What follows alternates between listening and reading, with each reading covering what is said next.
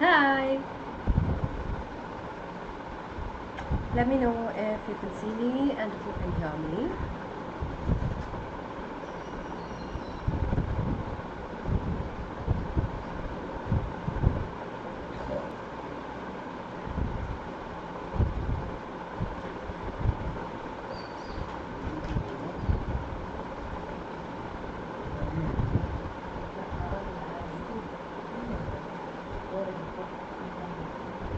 Am I here? I hope I'm here.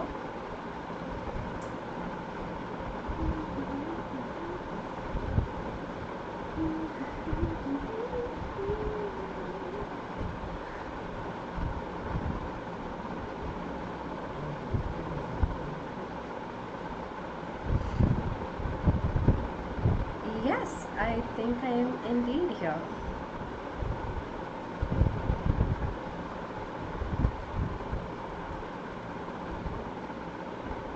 Okay, hi, I'm Shree. I'm your English educator for grades 11 and 12. We are doing the very last part of our very last lesson for grade 11. With finishing this like 1 hour, it might not even be an hour because we don't have a lot left to do. I had to like stop class in the afternoon because my internet wasn't very good or stable. Sorry, something is up with my camera, so I'm just checking to see if you can see me clearly now. No, you cannot. Okay, great. I'm having like weird technical difficulties today. And yeah, that's why I had to like stop class early in the afternoon, or else we'd have finished it then. But no worries, because we can definitely finish it now. I think I am clearer now. Yes, I am here and clear. That's a bad rhyme, it sounds like. Hello, Vaibhav. Good evening. Are you going to join us for the second half of Ranga's marriage? How are you doing?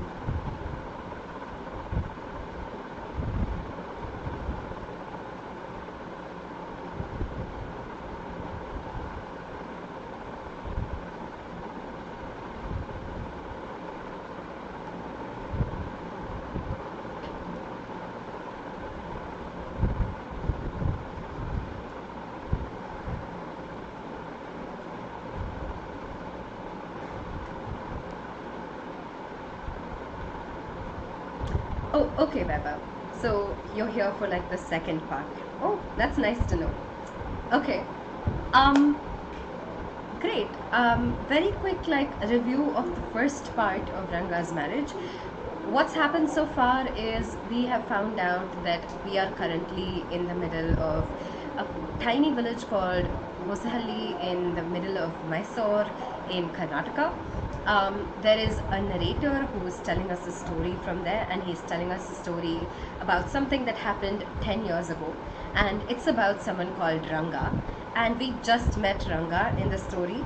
And Ranga, we found out, is not very interested in getting married, but the narrator is convinced that Ranga would be great at being married, right? He'd be like a fabulous husband, and so he's like, okay, so I have to get Ranga married somehow, and he's come up with like a little plot to ensure that it happens, and we're going to see what that plot is now.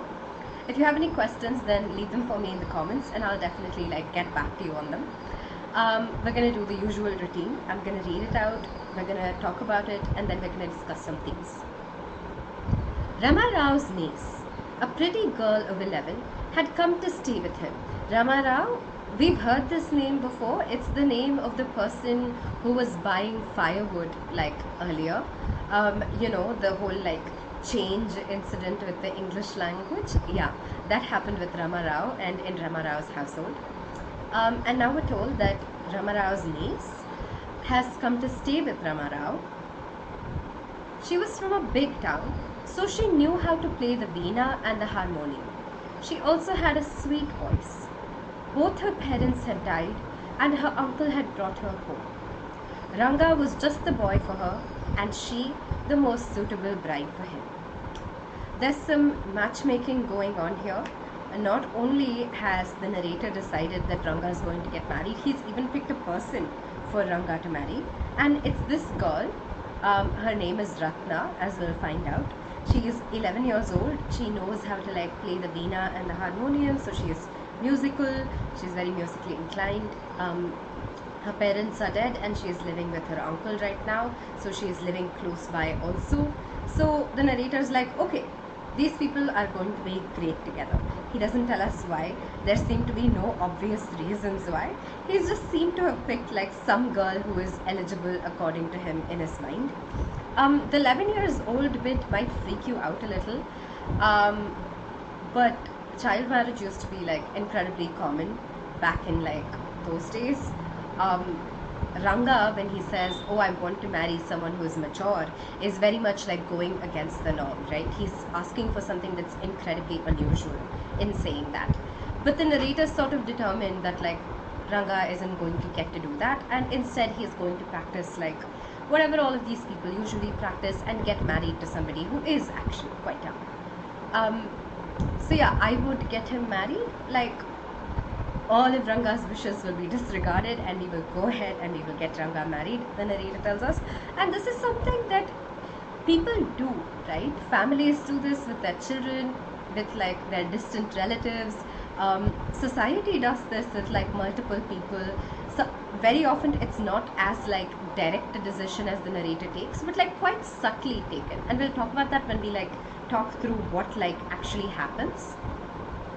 Since I was a frequent visitor to Rama Rao's place, the girl was quite free with me.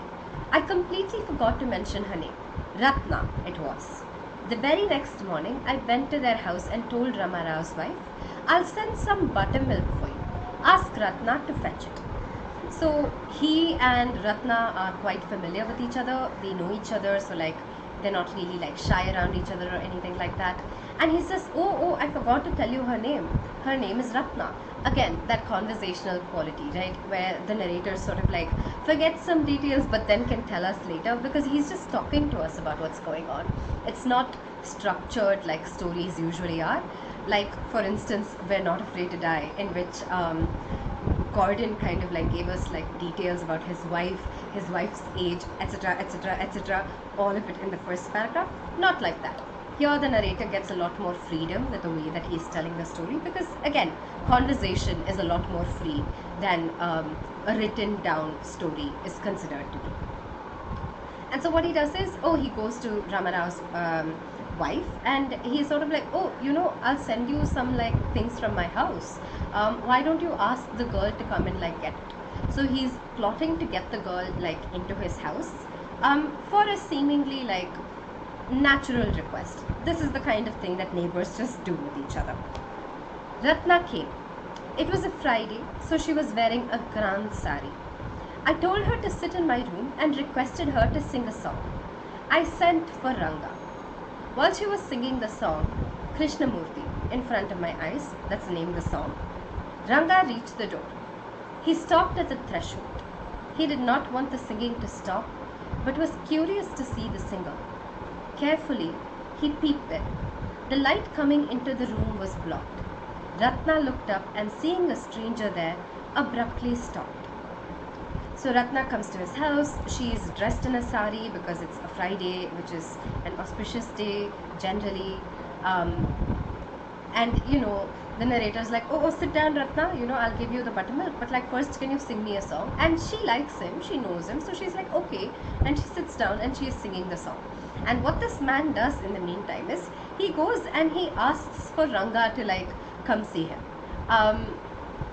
And so she's singing and he's brought Ratna to the place. So now he's trying to bring Ranga to the place, and Ranga shows up as she's singing. And we've already heard that her voice is really sweet, so she sounds really lovely. She's wearing a grand sari, so presumably she also looks really nice today. So Ranga reaches and he sort of like stops at the door because he hears the song, and he sort of like gently, like carefully looks inside because he wants to see who it is, but he doesn't want to scare them off from singing. But the moment he looks in, because like the door is bringing light into the room, The moment like a body kind of like blocks the door, the light that's going into the room is blocked, and Ratna notices and looks up. She sees him immediately and she stops singing, which is exactly what Ranga did not want. Suppose you buy the best quality mango. You eat it slowly, savoring its peel before biting into the juicy flesh. Weber, threshold means the very like entryway of the room.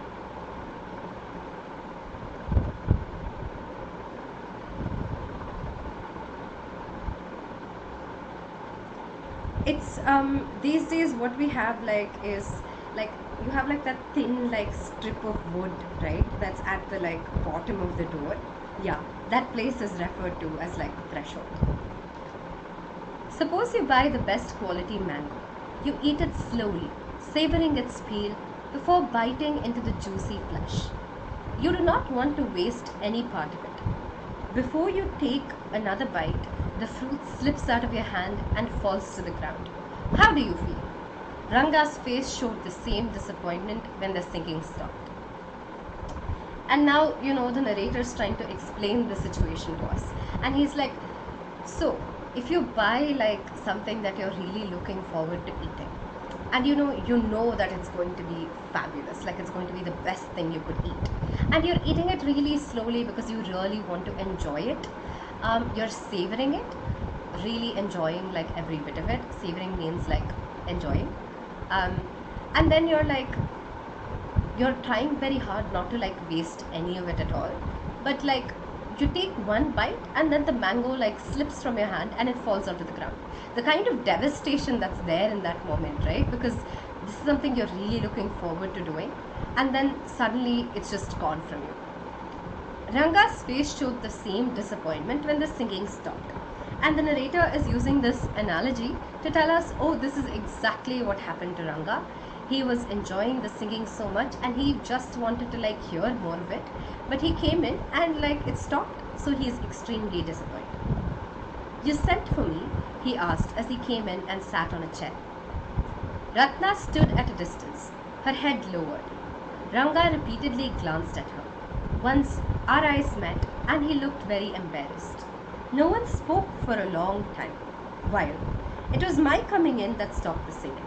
Let me leave. Words, mere words. The fellow said he would leave, but did not make a move. How can one expect words to match actions in these days of Kali Yuga? So Ranga comes in and he's like, oh, narrator, you asked me to like show up here. And he sits down and Ratna's standing somewhere and she's not looking at him. He's looking at her again and again, like he can't stop looking at her. Once like he accidentally looks at the narrator and the narrator must be looking at him like really like sort of teasingly, because Ranga is immediately like embarrassed because he's been caught staring at Ratna. Nobody's speaking and the narrator has set this up, right? He's brought Ratna, he's brought Ranga, and he's also like not saying anything now because he wants them to like, well, sit in their feelings a bit. And Ranga's like, oh, well, I came in and because of that the singing stopped, so I should go. And then he doesn't actually leave. And the narrator's like, he says it, but he didn't leave. To tell us that he says that he'll leave, but it's just like a polite courtesy, right? That's not what he actually wants to do. He actually wants to stay. And so he doesn't actually leave. He just stands there. And instead of like, he's hoping really that like, maybe they'll say, no, you stay, the singing can continue. And so he can continue hearing the singing. Again, like politeness is what he is doing here. He's just being polite. But he is hoping that they'll like ask him to stay. And the narrator makes a comment about this. He's like, how can one expect words to match actions in these days of the Kali Yuga? The Kali Yuga is thought to be like the age that we're living in. It's supposed to be like a particularly terrible age, right? One in which like human beings are absolutely atrocious, terrible to each other, betray each other all the time. And the narrator's like, yeah, it's all in line. He's not like, he says things and he doesn't do them. So he's really just making a joke at like Ranga's expense. He's sort of like, haha, he doesn't mean what he's saying at all. And it could be considered also a little bit in line with what Ranga said about like marriages earlier, right? Earlier he was like, no chance I'm going to marry somebody who's young. But now here he is looking at this girl, and he very obviously seems like compelled by her. He's sort of like attracted to her, or he's sort of at least like curious about her.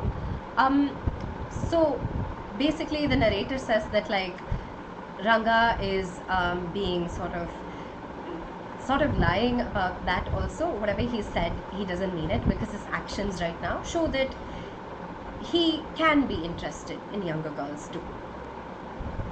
Ratna ran inside, overcome by shyness. After a while, Ranga asked, "Who is that girl, Swami?"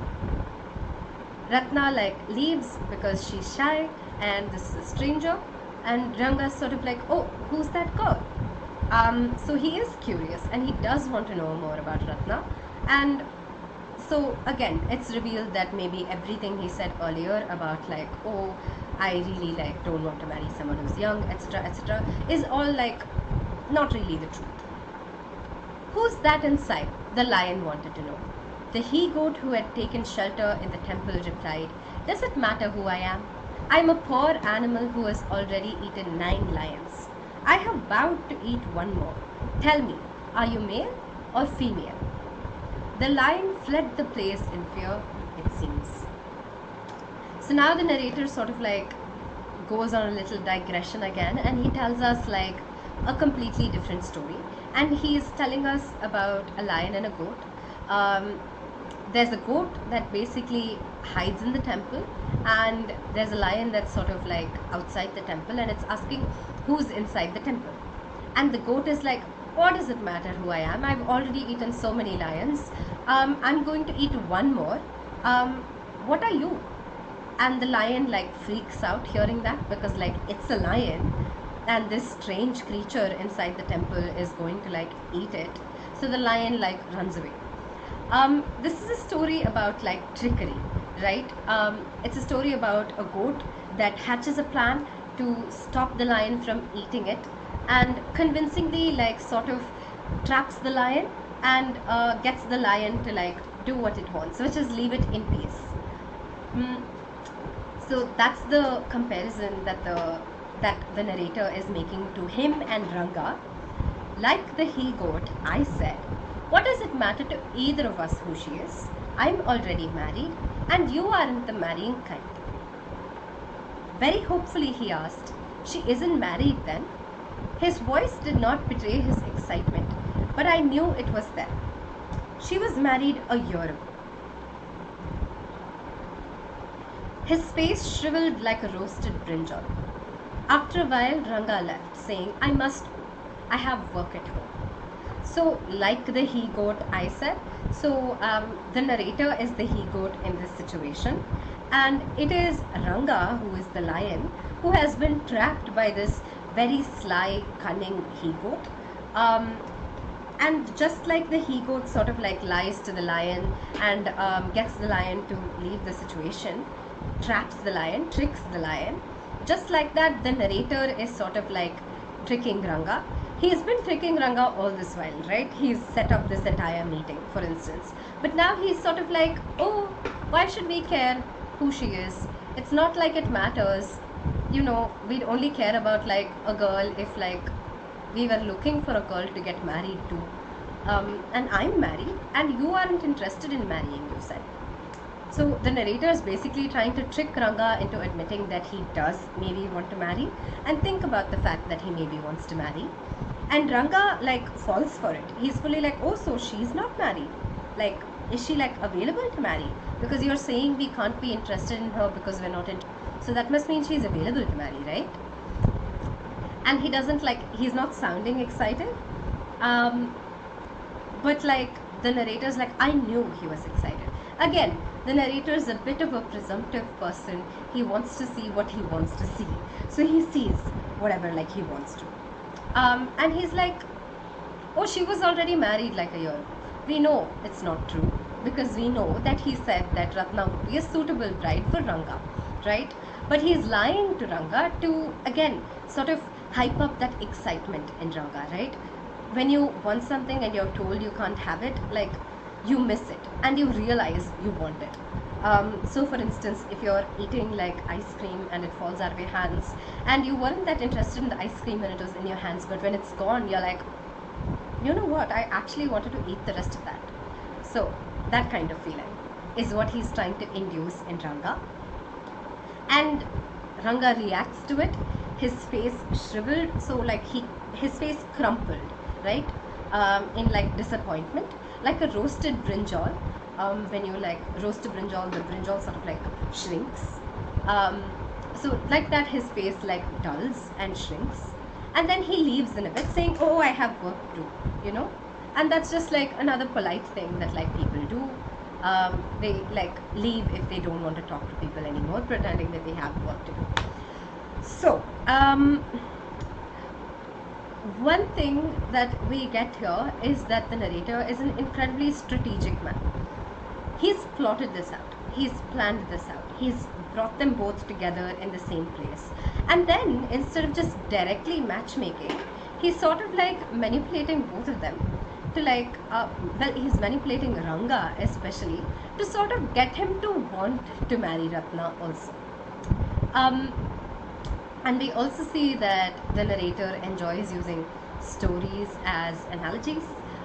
He finds a lot of delight in it, clearly. Also, like in analogies in general, he seems to find a lot of delight. So yeah, that's another thing that we find out about the narrator. I went to our Shastri the next morning and told him, keep everything ready to read the stars. I'll come later. I tutored him in all that I wanted him to say. Shastri is the astrologer. So the narrator goes to the astrologer and he's like, oh, have like everything ready to read the stars. Generally, you know, astrology is something that people look into before like they plan a wedding, before like they make any major decisions. So what astrologers do is they're supposed to be able to like sort of examine like the stars, the actual like stars in the sky, and based on that, like, you know, look at your zodiac, things like that, and say whether like this is a good time for you or a bad time for you, etc., etc. And so the narrator goes to the astrologer and he's like, okay, be ready, I'll come later, and this is what you have to do. He basically like tells the Shastri, the astrologer, everything he wants the astrologer to say. To who? We'll find out. Hello to Priyam. I am teaching the second part of Ranga's marriage, which is the third lesson in Snapshots for grade 11. I think Weber was also watching, but it's okay if no one's watching right now. They can always like come back and watch it later, you know. I found no change in Ranga when I met him that afternoon. No change in Ranga. Last that we saw Ranga, his face was shriveled like a little brinjal. He was really distressed, and this afternoon also he is still distressed. So that distress has carried over from the previous day to this afternoon. What's the matter? You seem to be lost in thought, I said. Nothing's wrong, believe me. Headache? Come, let's go see a doctor. I have no headache. I'm my usual self. I went through the same thing when the process of choosing a girl for me was going on. But I don't think that that could be a reason for your present condition. Ranga stared at him. Come, let's go and see Shastri, I suggested. We'll find out whether Guru and Shani are favorable for you or not. So this narrator now goes and deliberately meets Ranga that afternoon, and he's like, oh, you look upset, Ranga, what's going on? And Ranga's like, nothing, everything's fine. And the man's like, do you have a headache? You can go to the doctor. And Ranga's like, no, I'm fine. And then the narrator, who as we already know is quite cunning, says, oh, you know what, your situation right now and the way your face looks and all of that, that sort of preoccupation you seem to be in. I remember when it happened to me. It happened to me when I was, you know, waiting to get married and people were trying to figure out like who I should get married to. But you obviously don't want to get married, so you can't be going through any sort of crisis like that. So obviously he is deliberately poking Ranga, And he's, by saying, oh, I don't think that's the reason for you, that was just the reason for me, he's kind of making Ranga also feel like maybe like this is why you are feeling this way. And Ranga stares at him, so he also seems to think that maybe this is the reason why that he's feeling so distressed. And also he must be surprised because the narrator has sort of like hit on what maybe is going on inside his head. Yeah, but he doesn't know, of course, that the narrator in fact has set up the whole situation and has been observing him very closely to see if he's at least a little bit interested in Ratna. And then the narrator is sort of like, okay, let's go and see the astrologer, who he's already like trained in the morning, and we'll find out whether your stars are right. Again, the idea that a plan, and it's a very like pre-plotted like plan, right? He's like thought about taking Ranga to the astrologer as soon as the morning. He's gone and prepared the astrologer also. Ranga accompanied me without any protest. As soon as Shastri saw me, he exclaimed, "What a surprise, Shyama! Haven't seen you for a long time." Shyama is none other than your servant, the narrator of this tale. So Ranga goes with the narrator. The Shastri sees the narrator and he's sort of like, "Oh, how nice to see you. I haven't seen you for so long." He saw him this morning, so the Shastri is clearly a good actor. And now we finally find out the name of the narrator, and it's Shyama. Shyama calls himself the servant of, the reader, your servant, which is just a way of saying, oh, in telling you this story, I'm serving you, So it's one way of like sort of introducing yourself as like your servant, the narrator of this tale. I'm serving you by telling you the story in this moment. Hello to Neeraj. I'm good. How are you? I don't know Hindi, Neeraj, so I'm afraid I will only be speaking in English, unfortunately. Shyama would not be pleased with me speaking in English. I got angry and shouted, "What? Only this morning?" And the narrator, we've already seen that this narrator is the kind of person who gets really aggravated when he feels like people aren't treating him right. And he really likes it when people treat him well. And so when this Shastri is like, "Oh, I haven't seen you for so long," he's like, "How dare you forget me?" And he's getting angry. So he would fully have destroyed the plan if it wasn't for the fact that Shastri completed my sentence. You finished all your work and are now free to visit. And Shastri like cleanly lies for the narrator. He's like, "Oh, this morning you finished your work, so now you must be free to see me." Had he not done so, I would have ruined our plan by bursting like grains that are kept in the sun to dry. And the narrator's like, if he hadn't lied for me, I would have destroyed our plan by giving away what our plan was. Sort of like grains that are kept in the sun to dry, burst out of the chaff. Just like that, the narrator too would have burst out and like told the truth. I was extremely careful of what I said afterwards. Shastri turned to Ranga. "When did the young son of our accountant clerk come home? What can I do for him? It's very rarely that he visits us." And the Shastri turns to Ranga and he's like, "When do you come home? What can I do for you? You don't come to see me very often at all. Take out your paraphernalia. Our Rangappa seems to have something on his mind. Can you tell us what's worrying him? Shall we put your science of astrology to the test?" Paraphernalia is basically just like a set of like things that the astrologer uses in order to like perform his work. And the narrator's like, "Take out all your things. Ranga is worrying about something. Tell us what's worrying him. Let's like put your astrology to the test. It's a challenge for you. Tell us." There was authority in my voice as I spoke to Shastri. He took out 2 sheets of paper, some cowries, and a book of palmyra leaves, saying, "Ours is an ancient science, Aya. There's a story to it, but I won't tell you that story now. This is not a harikatha which allows you to tell a story within a story. You may get bored. I'll tell it to you some other time." So basically, like, The Shastri kind of reaches out to, he gets his things. He gets like paper, he gets cowries. Cowries are like shells basically, and a book of palm leaves. So all of these old things that he has, and he pulls it out, and he's like, oh, our science is actually like a really old science, you know, astrology, there's like this big story to it. But the narrator doesn't tell us the story now, because this is not a harikatha, which is to say a story within which there's another story, so a really like large story. And he's sort of like, oh, you'll get bored if like I tell you the story, you being the reader. So because you will get bored if I tell you the story, I'll tell it to you some other time. Yeah, I think sorry, give me a second.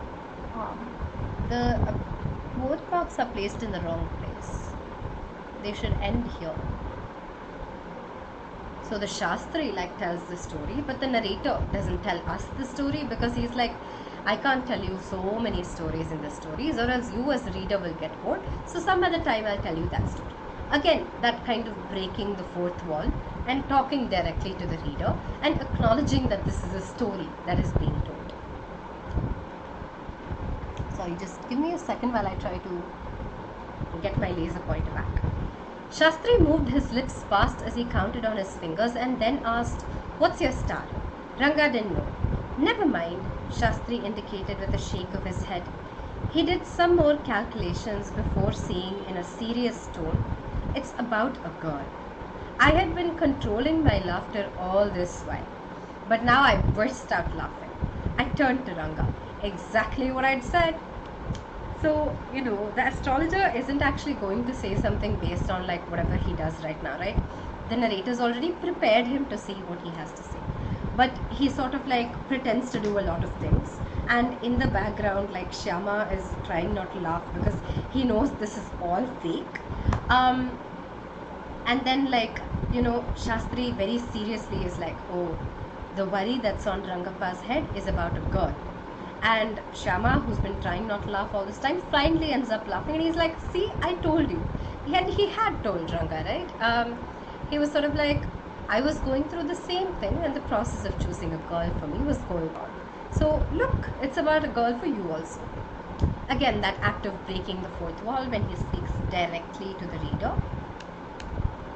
1 second.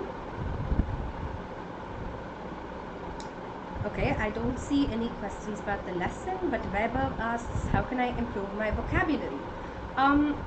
Vaibhav, honestly, the only thing I'd really recommend is that you listen to a lot of people speaking English and talk to a lot of people in English and read like lots of things. I realize that's like very common advice, but that's the only way that like I started to know words.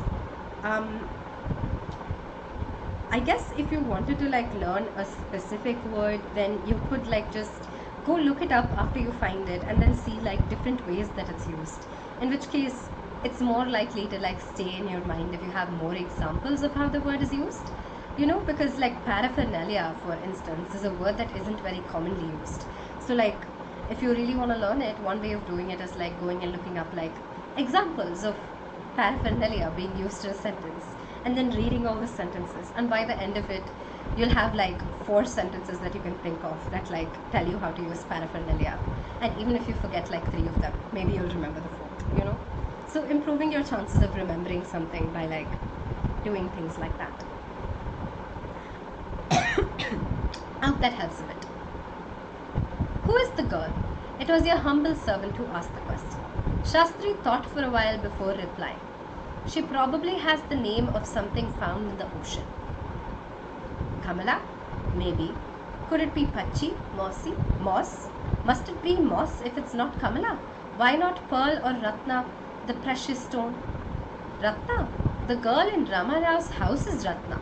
Tell me, is there any chance of our negotiations bearing fruit? Definitely, he said, after thinking for some time. So, you know, the narrator and Shastri have pre-planned this, and now they're enacting the conversation, and the narrator is like, oh, who's the girl? And Shastri is like, some name. What the stars are telling me is, she has a name linked to something in the ocean. And then the narrator guesses names. He's like, is it Kamala? And the Shastri is like, maybe. And then the narrator's like, is it pachi, which means moss? And the Shastri is like, why must it be moss if it's not Kamala? Kamala is like flower. Maybe it means lotus in Kannada, I'm not very sure. But yeah, it's a flower at any rate. And the Shastri is like, why can't it be like this or that? Why can't it be Ratna? That's also found in the ocean. And the narrator's like, I know someone called Ratna. Tell me, like, if we like pursue it, will they like get married? And then the Shastri like seems to think for some time really deeply, and then he's like, yeah, it will all work out. There was surprise on Ranga's face and some happiness. I noticed it. But that girl is married, I said. Then I turned to him. His face had fallen. I don't know all that. There may be some other girl who's suitable. I only told you what our Shastra indicated, Shastri said. So Ranga is surprised, first of all, that like they've been able to figure this much out using like some astrology thing. And he's also a little happy. And so the narrator is like poking at him, trying to make sure that it's definitely Ratna that he's interested in. And he's like, oh, but Ratna is married. And the and Ranga presumably is like upset by that, so his face, like, the happiness goes away. And the Shastri is sort of like, I don't know if she's married, I don't know if she's not married. There might be some other girl who's related to something in the ocean. I only told you whatever this like astrology thing told me. He only told us what the narrator told him, right? We left the place. On the way, we passed by Ramarao's house. Ratna was standing at the door. I went in alone and came out a minute later. So when they're going back from the Shastri's place, the narrator takes Ranga past Ramarao's house, goes in, speaks or seems to speak, and comes back out. Surprising, this girl isn't married, it seems. Someone told me the other day that she was. What Shastri told us has turned out to be true after all. But Rangappa, I can't believe that you've been thinking of her. Swear in the name of Madhavacharya and tell me, is it true what Shastri said? And you know, we don't know what the narrator like said when he went into the house, right? We only know what he tells Ranga in this moment. And he says, oh, I went in and I asked like if Ratna is married, and like it seems she's not married at all. Someone told me she was, but like they must have been wrong about it. So the Shastri was right. We could like get you both married. Have you really been thinking about her? Tell me, tell me. And he's sort of like telling him to swear on the name of like this philosopher called Madhavacharya. And he's like, tell me, is like what Shastri said right? Is it true? So the narrator is basically like playing Ranga. The entire like 1.5 days of like planning have finally come to like this moment when he can ask Ranga straightforwardly, is it true? Like, does the astrology, like whatever we found out through astrology, make sense? I do not know whether anyone else would have been direct. Ranga admitted there's greater truth in that Shastra than we imagine. What he said is absolutely true. And the narrator's like, Ranga, you know, he's a good boy. He's very honest. And maybe other people wouldn't have been that honest. But he told me that like, yeah, it seems that like there is more to like astrology than I like thought there was. Because everything he said is like completely true. Now Ranga doesn't know that like the narrator has plotted all of this clearly. But the narrator must be finding this incredibly funny. Now Ranga thinks that astrology is like real and that he can take it a little more seriously, but the narrator knows that really it was all just a lie. Shastri was at the well when I went there that evening. I said, so Shastri Dile, you repeated everything I had taught you without giving rise to any suspicion. What a marvelous Shastra yours is. He didn't like it at all. What are you saying? What you said to me was what I could have found out myself from the Shastras. Don't forget, I developed on the hints you had given me. And that evening, the Shama meets the Shastri and he's like, so Shastri, you repeated everything like so well, such a good actor you are, you know. And he mocks the Shastri. He's sort of like, oh, what great astrology this is. Because it's not astrology at all, right? And the Shastri doesn't like that. He gets insulted because like his work, his profession is getting insulted. And he's like, What? No, no, that's not true. You gave me hints, that's all. And I developed on it. Like, so while you gave me some like tip, it was really me and the Shastras who like worked out the rest of it. And I could have found out all of this without like talking to you also. I didn't need you to do this. So he's insulted and he's defending his profession and he's saying it really does make sense, and he is like totally capable of doing this on his own. It's a really nice little critique of astrology that happens here. We get like some insight on how you know, this isn't really astrology, but like the astrologer like wants to pretend that it is, and Ranga believes that it is, and you and I and the narrator know that like it was fully like a scripted drama. Rangappa had come the other day to invite me for dinner. So now we're back in the present. All of this happened 10 years ago, but now we're in the other day, which is closer by, right? So that day, Rangappa came over and he came to ask me to dinner. What's the occasion? I asked. It's Shama's birthday. He's 3. It's not a nice name, Shama, I said. I'm like a dark piece of oil cake. Why did you have to give that golden child of yours such a name? What a childish couple you are, Ratna and you. I know, it's the English custom of naming the child after someone you like. Your wife is 8 months pregnant now. Who's there to help your mother to cook? My sister has come with her. I went there for dinner. Shama rushed to me when I walked in and put his arms around my legs. I kissed him on his cheek and placed a ring on his tiny little finger. So Ranga and Ratna do get married. In fact, they even have a child, and the narrator has been invited to the child's birthday. They've even named the child after the narrator, named him Shama. And here we see like an interaction where Ranga's like, oh, come home for like his birthday, and the narrator's like, why did you give him that name? I'm not like, I don't like look very nice. I'm such a like dark piece of oil cake. So he's basically calling himself dark skinned, and he's like, your child is so golden, why do you give him this terrible name? And he's like, you're using that English custom of naming your child after somebody you like. We know that the narrator doesn't really like English customs, so he's being derisive of like Ranga and Ratna's decision, but he's also probably like a little bit pleased, as we've seen the narrator enjoys people like him, things like that.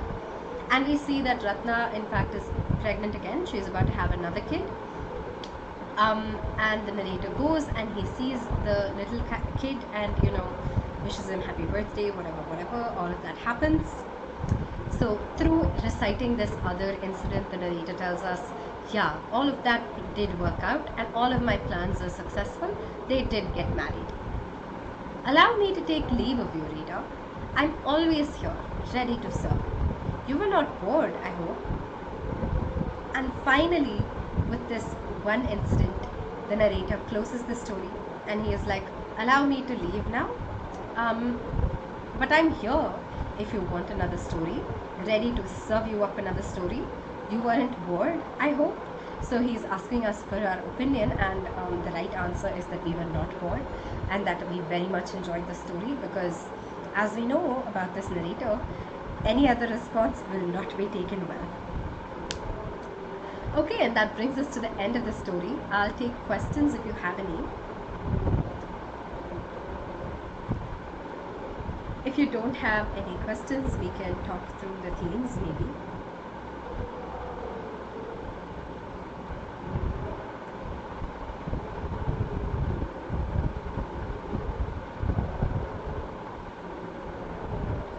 Yeah, Vaibhav, I will be doing a mentee of this chapter tomorrow evening at 6, I think, actually. It's the same time.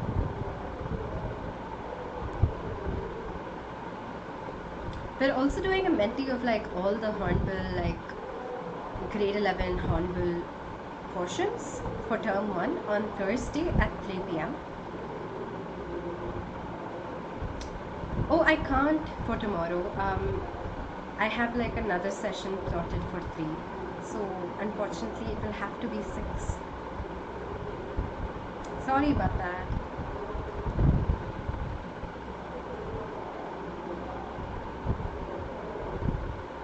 You can come back and like listen to it. Sorry, Barbara. I have another class from 3 to 4.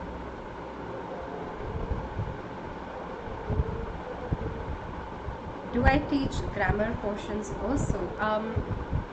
I have not taught it yet, but there are other like Unacademy educators who have. I think there must be like grammar videos. You can go like look them up.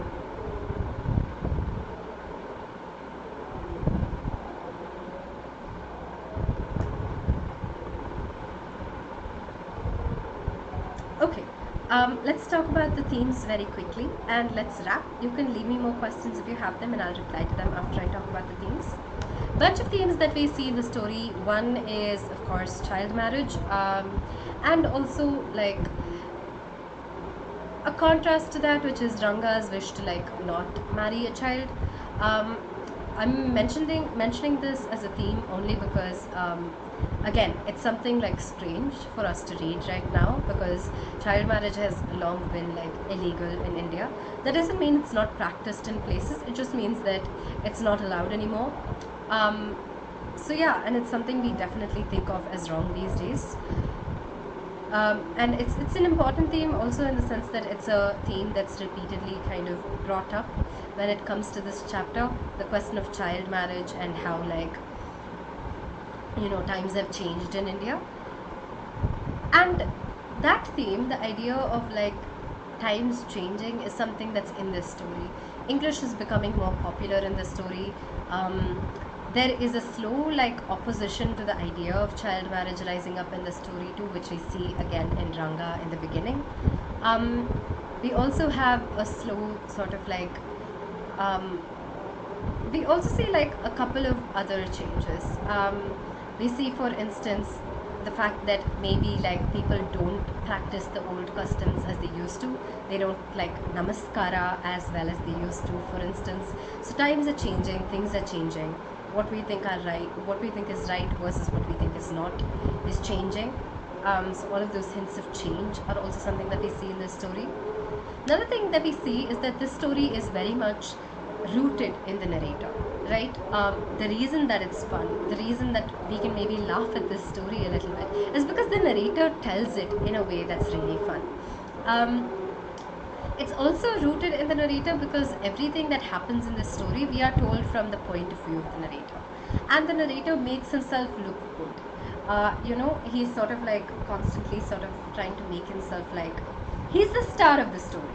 He's the one who made all of this happen in the first place. So even as he's telling us the story, he's also the star of the story. Even though the story is called Ranga's marriage literally would not have happened if it wasn't for the narrator. So everything about the story comes back to the narrator. Another thing I want to tell you about the narrator is that we should keep in mind like all the characteristics that he's shown across the story, right?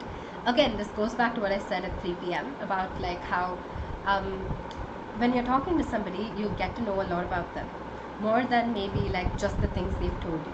So as this narrator tells us the story, we find out a lot about him and his personality. One thing that we find out is that he is a man who cares very much for his village. He is a man who cares very much for older customs. He is a man who also cares very much for people to respect him and to treat him well. He also cares, and we can see, for his ideas to like sort of come to life. By that I mean, have you met people who sort of are convinced that what they're thinking is the right way, and so they're going to make sure that happens? Yeah, the narrator is one of those people. He decides Ranga should get married and he's like, I will get him married. And he does. That shows us also that the narrator is clever and quite cunning, right? It was a really effective plan. It came to like fruition. All of it worked out. So that tells us that he's quite cunning, sly, clever, all of those things.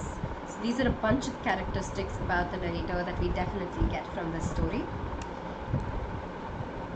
And finally, that sort of act of talking to the reader very directly is something that we get here.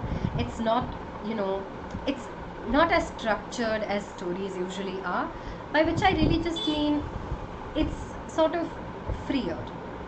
It doesn't like it's the narrator directly conversing with us and telling us the story, and so he kind of goes here and there and wherever he wants to, and then brings it back to the story. And part of the charm of this story is in that. It's in the fact that it feels like it's someone just chatting to us over like a table. Those are all the things I wanted to tell you about the story. Thank you for listening to me, and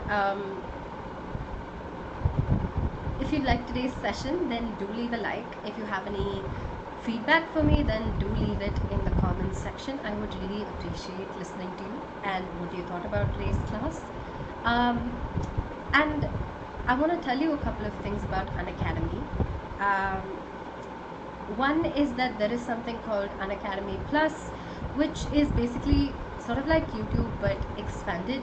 It's a lot more like sessions, it's a lot more thorough revision of the syllabus, it's access to live tests, study material, practice tests, a lot of repeated courses that cover the portions again and again in different ways. These are the costs of Unacademy Plus, and there are like different like prices, but if you take it for longer, then the per month cost is a lot less. Also something called Unacademy Iconic, which is an alternative learning method where you won't be working with a group of people, but rather just you and the educators will be learning together. That lets them focus more on you, and that lets you focus more on you also, in the sense that you can sort of like have the educators' complete attention to whatever problems you have, work on your individual like strengths and weaknesses.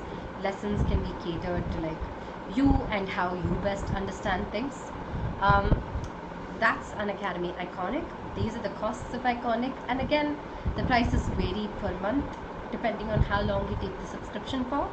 The per month cost for 24 months is a lot less though than the per month cost for 6 months. That's something you should know. If you're looking for more content like this, then you should definitely subscribe to this channel, because we are making more content like this for you all the time. And do share this around if you think that it might be useful for other people. Thanks again for being here with me today on the Unacademy platform. We're doing a couple of quizzes for those of you who are watching this later, or maybe missed this when I was saying it earlier. We're doing a couple of quizzes in the next couple of days. One of them is an all Hornbill Term-1 portions quiz, and that's happening on Thursday. We're also doing Ranga's marriage MCQs, and that is happening tomorrow at 6 p.m. Keep an eye out on the Telegram group for updates about this, and I will see you soon.